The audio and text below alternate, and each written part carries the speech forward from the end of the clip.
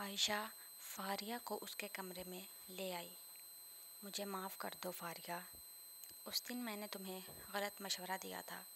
سچ پوچھو تو یہ بچہ ہی تم دونوں کی زندگی میں دوبارہ پیار اور محبت لایا ہے۔ اسی بچے نے ہی تو تم دونوں کا رشتہ بچایا ہے۔ عائشہ نے شرمندگی سے نگاہیں جھکا کر کہا۔ نہیں عائشہ، مجھے تم سے کوئی گلہ نہیں۔ اس وقت تم نے جو کہا تھا وہ اس وقت کے لحاظ سے صحیح تھا، بس بھول جاؤ پرانی باتوں کو، فاریہ نے کہا۔ کچھ دیر بعد تیمور بھی آ گیا تو عائشہ اجازت لیتے ہوئے اپنے گھر کو چل دی۔ تیمور، اب سب کچھ جانتے تھے، تم مجھے کیوں اذیت میں رکھا؟ مجھے عائشہ نے ابھی سب کچھ بتا دیا اور آپ نے اسے بھی مجھے سب کچھ بتانے سے روک دیا، فاریہ نے تیمور سے پوچھا، جو نگاہیں جھکائے فاریہ سے کچھ فاصلے پر بیڈ کے پاس کھڑا تھا، کیونکہ میں رسیلہ کا راز سب کے سامنے افشا کرنا چاہتا تھا۔ ہو سکے تو مجھے معاف کر دینا، گناہ گار ہوں تمہارا، تیمور نے ہاتھ جوڑتے ہوئے فرش پر بیٹھ کر کہا۔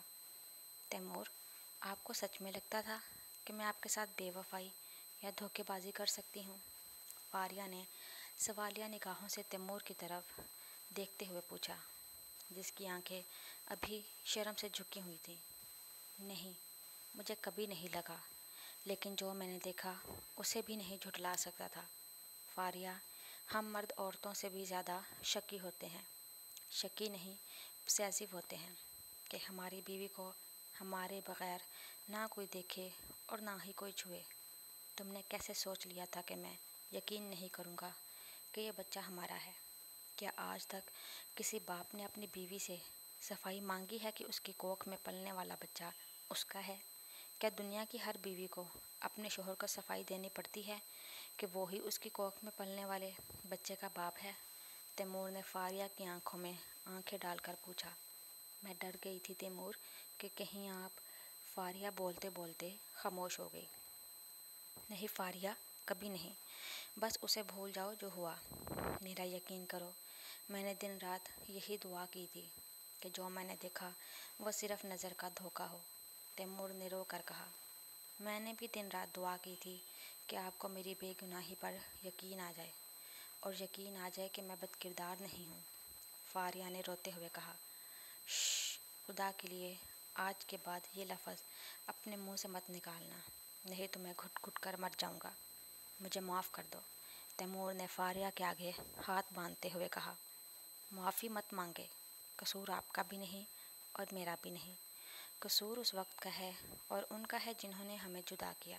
ہم تو ایک دوسرے کے ہم سفر ہیں، جنہیں دنیا کی کوئی طاقت جدا نہ کر سکے، فاریہ نے تیمور کے ہاتھ تھامتے ہوئے کہا۔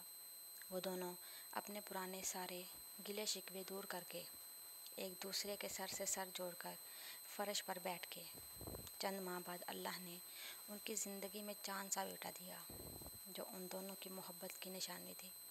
محبت کرنے والوں کی راہ میں کانٹے تو آتے ہیں، لیکن اگر ہم سفر مل کر عشق کی راہ پر چلیں تو کانٹے تو کیا، بڑی بڑی رکاوٹیں عبور کر کے عشق کی منزل طے کر لیتے ہیں۔